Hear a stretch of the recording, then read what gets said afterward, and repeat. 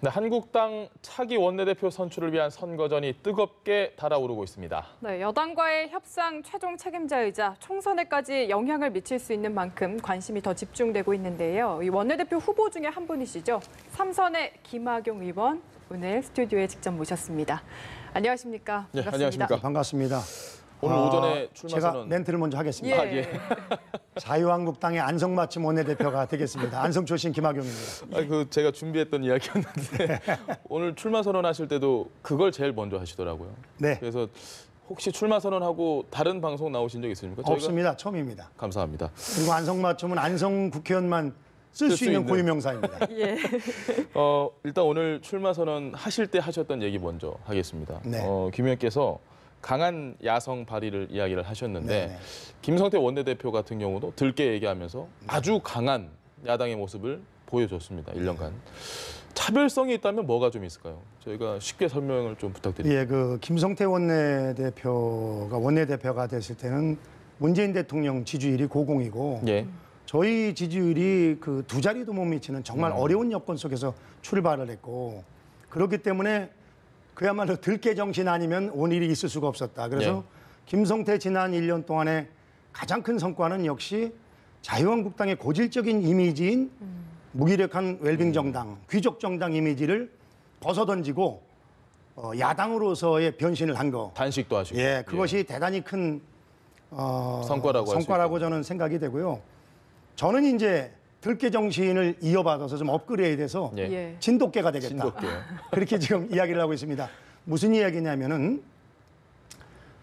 김성태 원내대표가 잘 싸웠지만은 예.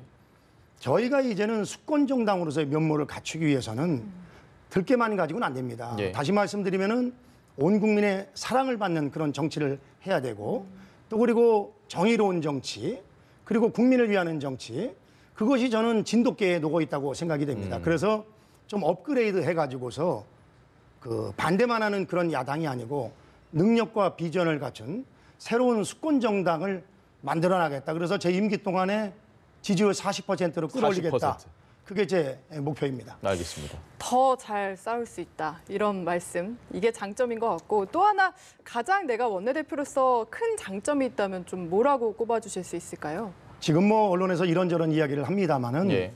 우리 자유한국당 의원들이 가지고 있는 차기 원내대표로서의 가장 큰 첫 번째 중요한 요소가 문재인 정권의 독주를 제대로 막을 수 있는 잘 싸울 수 있는 사람을 원하고 있습니다. 예. 제가 얼굴은 이렇게 부드러워 보입니다만 부드러워 자유한국당 보이십니다. 내에서 가장 잘 싸울 수 있는 의원으로 정평이 나 있고 예. 그렇기 때문에 제 임기 동안에 정말 강한 야당을 만들어서 지금 좀 창피한 얘기입니다만은 예. 저희 지지율이 26.4%까지 오르고 있지만은 조금 전에 방송에서도 이야기한 것처럼 이게 자유한국당이 잘해서 그런 거냐? 예. 문재인의 실정 때문에 거저먹은 거 아니냐? 이런 얘기가 많지 않습니까? 예. 그런데 저는 한 7, 80%는 솔직히 예. 너무나 문재인 정부에서 잘못하고 있거든요. 정말 정권 지지율을 오로지 김정은과의 정상회담에 매달리고 예. 내치가 지금 형편없지 않습니까? 국민들 먹고 살기가 어렵고 그리고 지금 안보도 지금 실질적으로다가 뭡니까? 자주폰지 뭔지 쏘면은 어쩐 예. 남의 옆 부대로 떨어지질 않나? 청와대 음주운전을 하진 않나? 예. 특검반이라는 사람들이 어디 가서 이상한 사고나 치고 돌아다니지 않나? 국회로 오는 장관들 치고 제대로 멀쩡한 장관이 오는 게 어디 있습니까? 그러다 보니까 조국 물러나라. 지금 임종석 물러나라 이러는 거 아니겠습니까? 예. 그래서 그런 측면에서 저는 정말 이제 앞으로는 지금 뭔 얘기가 여기까지 왔습니까? 제 의원님의 강점을 여쭤봤는데 지금 여기까지 흘렀네요. 네. 그래서 저는 제가 가지고 있는 장점은 정말 잘 싸우지만 국민을 상대로 설득력 있게 싸워야 된다. 예. 그래서 국민 소통, 공감 정치를 강화해가지고 이제는 정말 문재인 정부의 헛발질이 아니라 우리 스스로의 힘으로 지지도를 올려야 된다. 그래서 지금 민심이 지금 정말 떠나는 게 보이고 있는데 이것이 예. 온전히 우리 당으로 좀 오지를 못하고 있거든요. 그런 측면에서 저는 저희가 정말 안정적으로다가 정당을 만들어야 된다. 그러려면은 뭐가 가장 중요하냐? 국회의원들 지금 자유한국당 의원들 지역 가면은요. 뭐 딱 한 가지입니다. 제발 싸우지 마라 니들끼리. 내부 총질하지 말아라. 예. 이것이 모든 나라를 걱정하는 자유한국당을 위한 국민들의 목소리거든요. 예. 그렇기 때문에 제가 원내대표가 되면은 정말 화학적 결합을 이뤄내겠다. 예. 지금 친박 비박 색채가 많이 옅어졌습니다만 사실 그 뿌리가 좀 있는 게 사실이거든요. 그래서 그런 의미에서 뭐 제가 국회에서 자타가 알아주는 소위 친교 마당발 예. 왕자 아니겠습니까? 그래서 제가 더 열심히 그 생각이 달랐던 분들 같이 하나로 모으는 예. 그런 일들을 해 나가서 정말 국민들이 이제는 믿고 떠난 민심이 자유한국당으로 돌아올 수 있게끔 그렇게 하도록 하겠습니다. 알겠습니다. 이 목소리를 너무 안 높이셔도 잘 들어갑니다. 목 쓰실 일 많으실 텐데 지금 목이 아프실 테니까 집안 내력이 좀 목소리가 큽니다. 네, 저희는 듣기 좋습니다. 그 친화력을 꼽으시는 동료 의원분들이 많으셨습니다. 아주 친화력이 좋으시고 뭐 유머러스하시고 이런 부분도 스스로 인정하시나요? 저희 아버님으로부터 물려받은 유전자입니다. 저희 아버지도 그 정말 그 인기가 많으셨습니다. 예. 그리고 늘 주변 사람들을 도우려하고 뭐 그런 것이 큰아들인 저에게도 이어지지 않았나는 생각이 들고요. 뭐 여러 번 말씀드립니다만은 제가 무슨 뭐 원내대표가 되기 위해서 그런 것이 아니라 예. 제 성품 자체가 남을 돕는 일을 많이 해왔습니다. 그리고 예. 남을 돕는 것을 대단히 기쁘게 생각하고 그래서 제가 원내대표가 되더라도 제가 주인공이 되는 원내대표가 아니라 예. 112분의 의원님들을 적재적소에 배치해서 역량을 발휘하게끔 하고 112분의 스타 전사를 만들어내서 112분의 주인공을 만들어내는 조연 원내대표가 되겠다. 요새 알겠습니다. 영화 보면은 조연이지만 실제 주인공보다 더 인기 좋은 조연들이 많지 않습니까? 예, 예. 그렇죠. 네, 이름 얘기하면 또 그렇고 그렇기 때문에 예. 제가 그런 역할을 할 생각을 가지고 있습니다. 알겠습니다. 오늘 준비한 얘기가 많으니까요. 빨리 질문 드리겠습니다. 네, 그러시죠. 가장 강력한 경쟁자가 있다면요. 4명의 후보 중에 본인이 꼽으시는 가장 강력한 경쟁자. 한 분만 가장 꼽으신다면요. 가장 강력한 경쟁자는 예. 저 자신이라고 생각이 됩니다. 왜냐하면은 제가 선거를 여러 번 치릅니다만은 예. 누가 나오는 것은 제가 어떻게 할 수 있는 문제가 아니거든요. 문제는 제가 열심히 하고 제 진정성을 의원님들이 알아주셔서 지금 예. 헌신과 통합의 리더십이 가장 필요하지 않습니까? 예. 예. 그런데 이 헌신의 통합의 리더십이라는 것은 나온 후보자야 다 앞으로 내가 되면은 다 통합해서 잘하겠다 이런 얘기를 하지만은 사실은 의원님들이 쭉 같이 생활을 했기 때문에 지켜보고 있거든요. 예. 누가 어떻게 생활을 하는지 뭐 그런 측면에서는 저는 이제까지 남을 도와주는 역할을 했기 때문에 예. 원내대표가 되면은 정말 헌신과 통합의 리더십을 발휘해서 뭐 어떤 뭐 이상한 뭐 계파 예. 이야기가 안 나올 수 있도록 하도록 그 하겠습니다. 얘기도 천천히 여쭤봐야 될 것 같습니다. 네, 그러시죠. 여쭤봐야 되는 얘기. 그 질문을 좀 바꿔서요. 네. 네 후보 모두 아주 훌륭하신 분이지만 네. 그래도 기사에 많이 거론되는 두 분이 바로 나경원 그리고 김학용 이 두 분이신데 네. 나경원 의원의 약점이라고 하긴 그렇고 본인이 더 뛰어난 부분은 어디 있다고 보십니까? 두 분과 굳이 비교를 해서. 지금 이 말씀을 제가 드리는 건 적절하지 않고요. 다만 제가 나경원 의원을 그동안 정말 무보수 명예직으로 열심히 많이 도와주셨다고. 최선을 다해서 도왔기 때문에 제가 뭐 나올 때가 돼서 원내대표에 출마를 했기 때문에 제 자신이 떳떳하고 뭐 페어플레이를 할 생각을 가지고 있습니다. 알겠습니다. 나경원 의원은 좀 공격하기 어려워하시는 것 같아서 그럼 나경원 의원 이야기를 공격하기 해볼까요? 어려운 예. 게 아니라요. 예. 그동안 조금 공격을 했기 때문에 이제 자제해야 됩니다. 그럼 나경원 의원 입장을 좀 이야기를 해보자면은 네. 김학용 의원님을 향해서 상대적으로 좀 인지도가 낮다. 이게 네. 원내대표로서 약점이다. 이렇게 좀 이야기를 하셨던 것 같아요. 그렇게 얘기를 했습니까? 예. 그에, 나한테 그런 얘기 잘 못할 사람인데. 그에 대한 좀 답변을 해주신다면 어떤 말을 할 수 있을까요? 뭐 나경원 의원보다 제가 인지도가 좀 떨어지는 게 사실이죠. 그러나 그 소위 정치에 관심을 가지고 있는 분들에 대해서는 아마 김학용이라는 이미지가 각인이 됐으리라고 생각이 됩니다. 제가 국방위원장 5개월 하면서도 명국방위원장으로 날렸지 않습니까? 예. 뭐 그 결과 국방위원장직을 결국 민주당에서 뺏어가는 바람에 환경노동위원장을 하고 있지만은 그렇지만 저는 많이 알려진 게 중요한 것이 아니라 예. 그 원내대표는 당의 얼굴이지 않습니까? 예. 그러면은 그 사람이 화면에 비쳤을 때 국민들이 어떤 생각을 갖게 되냐? 예. 나경원에 대한 이미지는 이미 굳어져 있기 때문에 바꾸기가 대단히 어렵다. 그러나 김학용이라는 이미지는 아직도 하얀 여백이 많이 나와 있기 때문에 예. 제가 잘하면은 자유한국당에 멋진 얼굴이 될 수 있다. 그런 말씀을 드리고 싶고요. 아니 골프 칠 때 뭐 멀리 나간다고 도움이 됩니까?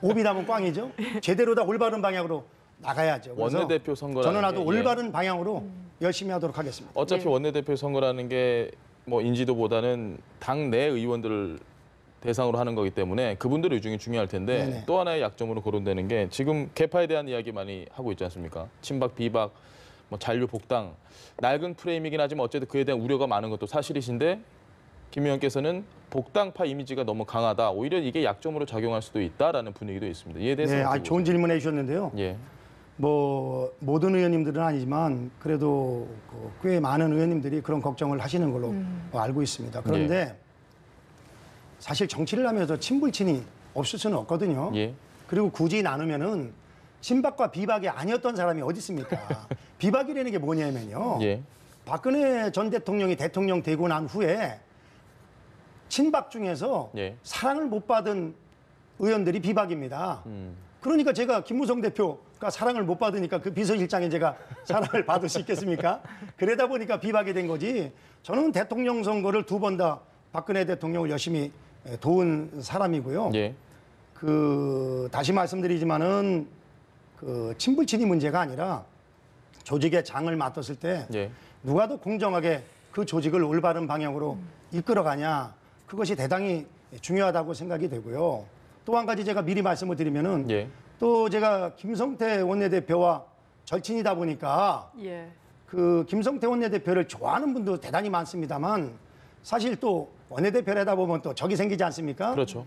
그런 분들은 아니 김성태랑 뭐 다른 게 뭐가 있냐 이런 얘기를 또 하는 분도 있거든요. 예. 근데 사실 김성태와 저가 절친인 건 맞습니다만 김성태 대표님과 제가 살아온 과정은 완전히 다릅니다. 지금도 많이 달라 보이십니다. 저는 28살에 이해고연 예. 비서관부터 출발해서 지방의원 3선, 국회의원 3번을 하는 동안에 그 소위 정통 풀뿌리 민주주의의 정치를 익혀온 사람이기 때문에 예. 민주주의의 절차를 가장 소중히 여기고 있습니다.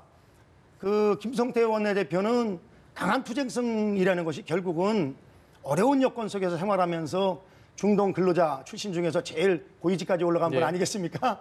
그러다 보니까 그 강한 투쟁력 없이는 살아남기가 어려웠기 때문에 그런 거고 결이 좀 틀리다고 생각이 됩니다. 알겠습니다. 그래서 제가 공약도 그걸 걸었습니다. 네. 그 당내 민주주의를 보다 공고히 하겠다. 그래서 그 회기가 열리는 달은 예. 매주 1회 이상 의원총회를 통해서 예. 우리 의원님들의 공감대를 녹여서 결집할 수 있는 그런 의사결정 구조를 만들어 나가겠습니다. 알겠습니다. 네. 어려운 질문 하나만 더 드릴게요. 통합을 앞서도 계속 어려운 건 말씀하세요.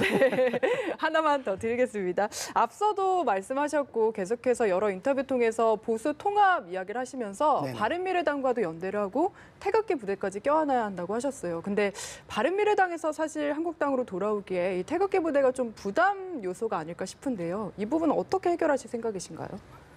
그렇게 생각을 합니다. 저희가 집권을 하기 위해서는 예.